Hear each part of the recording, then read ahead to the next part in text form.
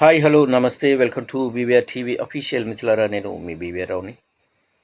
ఆ, ఒక ఆసక్తికర అంశం తెర మీదకి వచ్చింది. ఏమిటంటే మిత్రులారా, ఆరోగ్య శాఖ మంత్రి సొంత జిల్లాలోనే ఒక దారుణం జరిగిందట. ఏమిటంటే మైదుకూరు.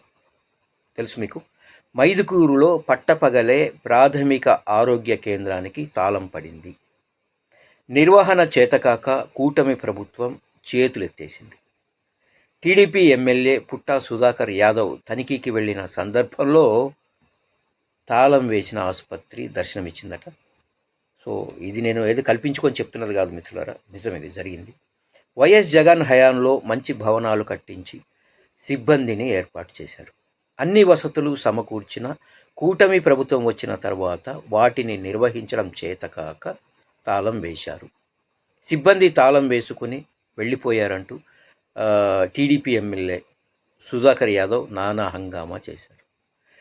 డిఎం అండ్ హెచ్ఓకి ఫిర్యాదు చేశారు. వెంటనే సిబ్బందిని సస్పెండ్ చేయాలంటూ ఆయన హుకుం జారీ చేశారట, ఆర్డర్ వేసేశారు. అయితే సొంత పార్టీ ఎమ్మెల్యే తనిఖీలోనే కూటమి ప్రభుత్వం చేతగానితనం బట్టపైలైంది.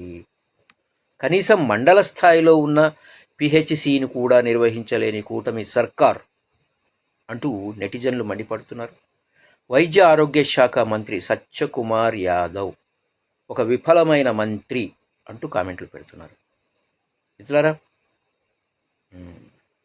మీరు కూడా కామెంట్లు పెట్టండి.